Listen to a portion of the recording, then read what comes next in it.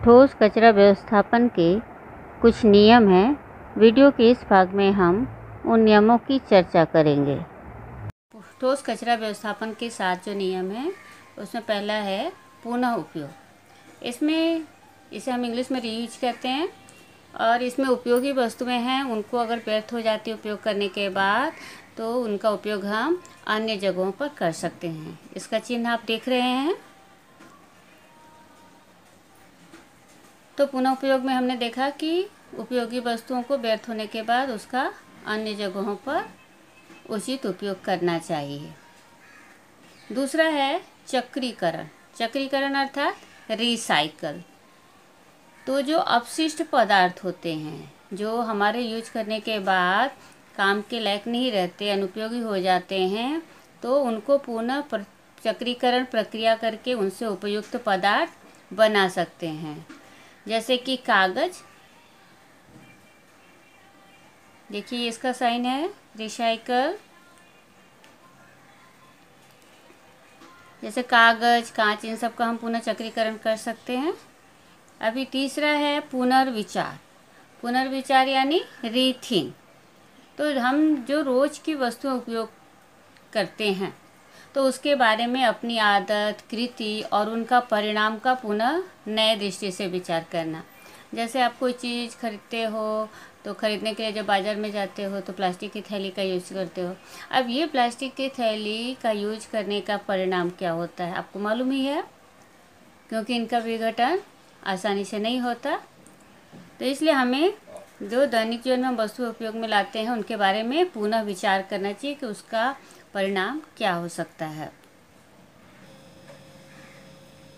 ये पुनर्विचार का चिन्ह है, यानी कि सोचिए। चौथा है कम उपयोग करना।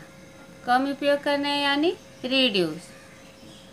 जो संसाधन है जिनको हम यूज करते हैं वो बेकार ना हो, इसलिए ऐसी वस्तुओं का उपयोग कम करना चाहिए जो कि बेकार हो जाती हैं, जो कचरे के रूप में हो जाती हैं। इसके लिए पुरानी वस्तुओं का हमें पुनः उपयोग करना चाहिए। और अनेक व्यक्ति जो हैं वो सभी एक ही वस्तु का उपयोग करें।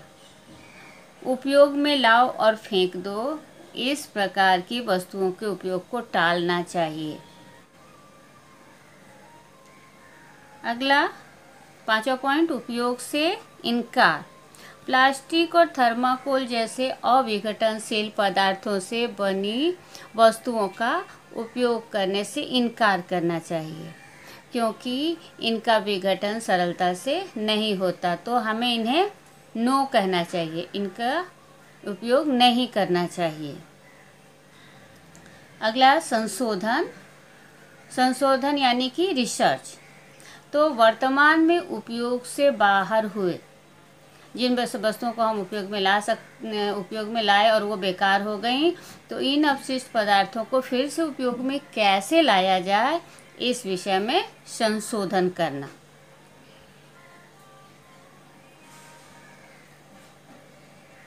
ये रहे, देखिए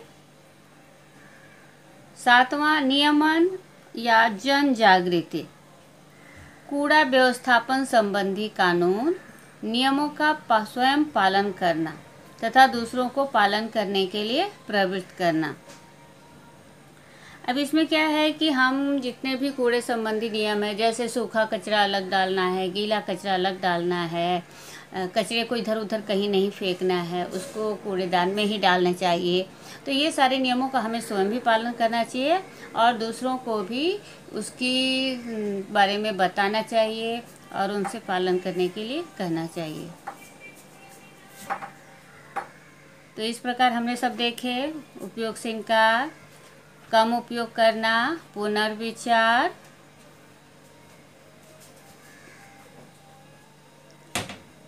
चक्रीकरण और पुनः उपयोग। ये थे ठोस कचरा व्यवस्थापन के 7 नियम और ये सभी R से शुरू होते हैं, इसलिए हम इसे 7R भी कहते हैं।